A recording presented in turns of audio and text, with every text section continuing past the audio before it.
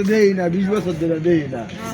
একবার লাগা তো সবারই আত্মা ডাক করে মনে করি প্রধানমন্ত্রী এইসবের চাওয়া পাইব।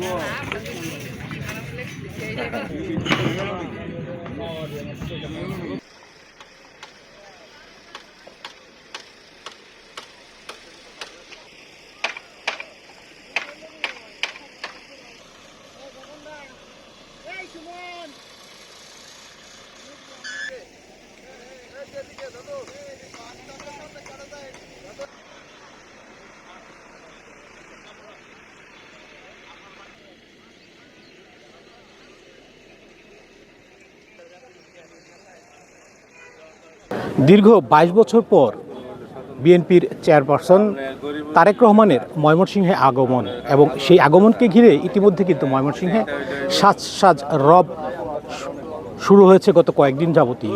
আজকে প্রতীক্ষার শেষ সময় বেলা 2:30টায় এই মঞ্চেই কিন্তু বক্তব্য রাখার কথা রয়েছে এবং এই মঞ্চ কিন্তু তৈরির প্রস্তুতি একেবারেই শেষ পর্যায়ে এবং মঞ্চ প্রস্তুতি হয়ে গিয়েছে এবং সেটি কিন্তু ঠিক এই মুহূর্তে সাজসজ্জায় কিন্তু রূপান্তর করা হচ্ছে। আমি আরেকটি বিষয় জানিয়ে রাখি যে এই আজকে তারেক রহমানের আগমনকে ঘিরে ময়মনসিংহের যে 4টি সংসদীয় আসন রয়েছে সেই 4টি সংসদীয় আসনের যে 24টি আসন রয়েছে সেই 24টি আসনের প্রত্যেকের যারা ধানের শীষে প্রার্থী হয়েছেন তাদেরকে কিন্তু আজকে এই তারেক রহমান পরিচয় করিয়ে দিবেন। আপনি দেখতে পাচ্ছেন যে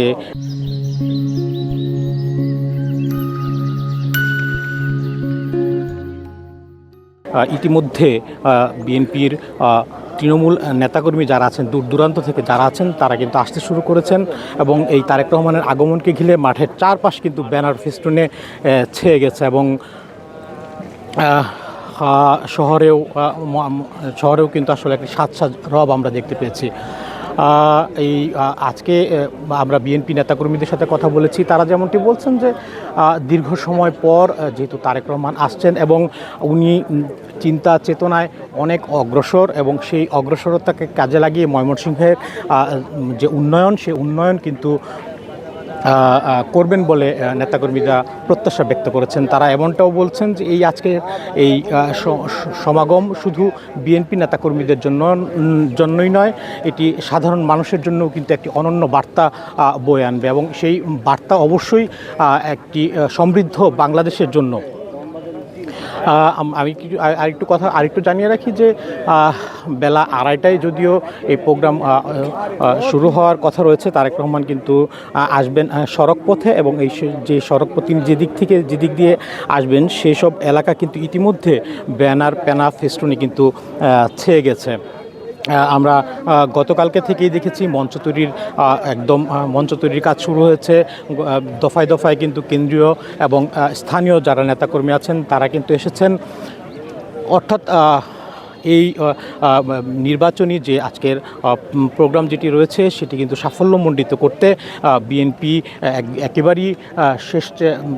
একেবারেই শেষ চেষ্টা করছে এবং অবশ্যই সেটি সাফল্যমণ্ডিত করার জন্য তারা সর্বাত্মক চেষ্টা করছে। এবং আইনশৃঙ্খলা বাহিনীর সাথে আমরা কথা বলেছি, তারা যেমনটি জানিয়েছেন যে এই নিরাপত্তার কোনো ঘাটতি নয়, মাঠের চারদিকে কিন্তু সিসি ক্যামেরার ব্যবস্থা রাখা হয়েছে।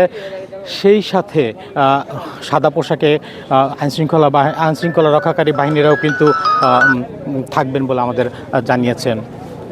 তো হয়তো পরবর্তীতে আমি আরও কিছু জানাতে পারবো এই তারেক রহমানের সমাগমকে ঘিরে কি অবস্থা এই সার্কিট হাউজের ময়দানের।